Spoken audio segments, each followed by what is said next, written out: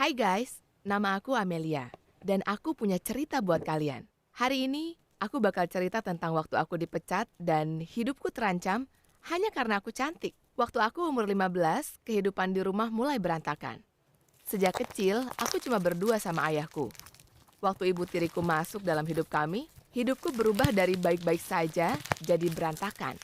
Ibu tiriku bermasalah dengan penampilanku. Dia selalu marah setiap aku ke tempat umum dan orang-orang bilang kalau aku cantik. Akhirnya dia mulai ngelarang aku pakai bajuku yang biasa. Dia berhenti total kasih aku uang. Aku nggak bisa beli make up, sampo, conditioner, semuanya. Dan yang paling parah, ayahku bahkan nggak peduli. Dia terlalu terobsesi dan jatuh cinta sama dia sampai nggak bisa apa-apa. Aku butuh uangku sendiri, jadi aku melamar kerja di restoran siap saji. Kupikir itu bisa membantu, ternyata hidupku malah makin aneh. Bosku ini orang tua bernama Bill, dan dia mengerikan banget. Dia selalu taruh tangan di punggungku. Aku bukan orang ahli, jadi bisa nggak dia nggak gitu? Dia mulai menjadwalkan aku dekat dengan dia. Kadang hanya aku dan dia berjam-jam di tengah malam. Suatu malam, aku memergoki dia memegang kaos kakiku yang baru dia keluarin dari tasku. Waktu aku tanya, dia berlagak seakan aku gila. Barang aku mulai menghilang satu persatu. Jepit rambutku, bajuku, aku harus berhenti bawa kaos kaki karena hilang terus. Aku yakin Bill yang ngambil untuk sesuatu yang menjijikkan. Saat aku tanya, dia bilang dia akan cek kamera dan lihat. Karena ada orang yang suka masuk malam-malam. Aku mau putar mata aku di depan dia. Terserah, aku tahu dia yang nyuri.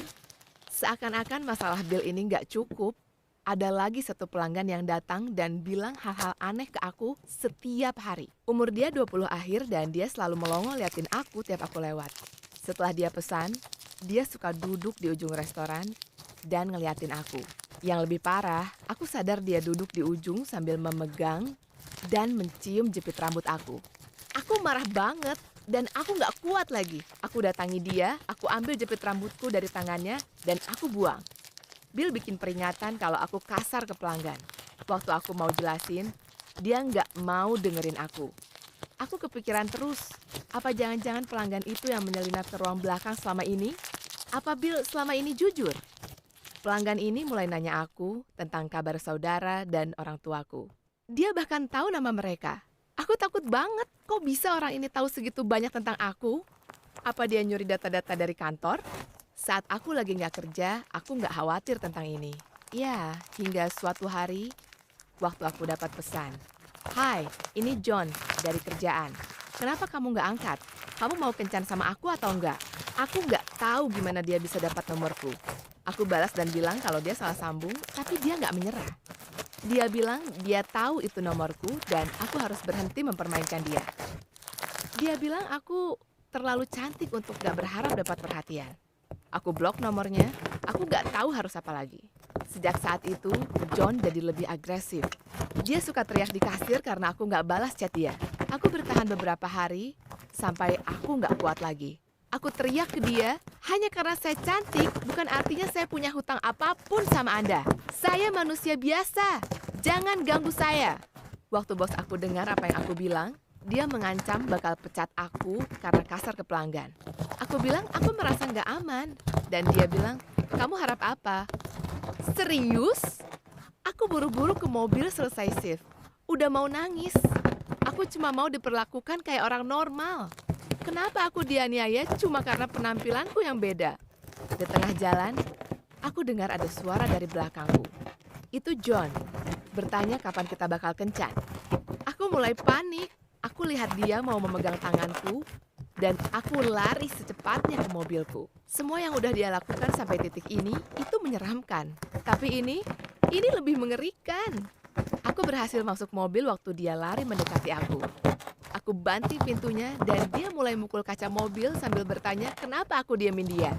Aku telepon polisi, aku nggak tahu harus apa lagi. Waktu polisi datang, mereka langsung tangkap John karena menguntit. Aku ke kantor polisi dan cerita semuanya. Dan ternyata sudah banyak orang yang melaporkan John karena insiden yang sama. Waktu aku pergi dari kantor polisi, aku lihat bosku duduk di lobi. Dia mendekatiku dan bilang kalau aku dipecat. Aku terlalu cantik dan aku membahayakan perusahaan karena bikin cowok-cowok berlaku seperti itu. Aku sedih banget. Aku bilang kalau bukan salahku mereka berlaku seperti binatang. Dan dia nggak berhak memecat aku karena aku cantik. Dan karena aku melindungi diriku sendiri. Saat itu tiba-tiba seorang polisi bilang ke bos aku, "Anda sudah boleh lihat anak Anda." Rahangku jatuh. John itu anaknya?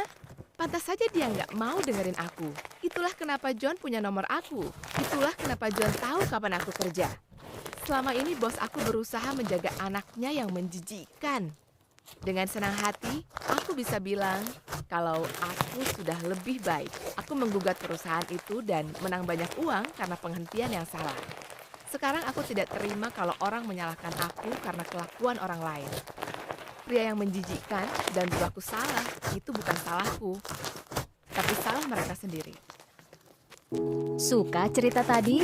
Jangan lupa untuk like, komen, dan subscribe pada channel kami karena ada video baru setiap minggunya.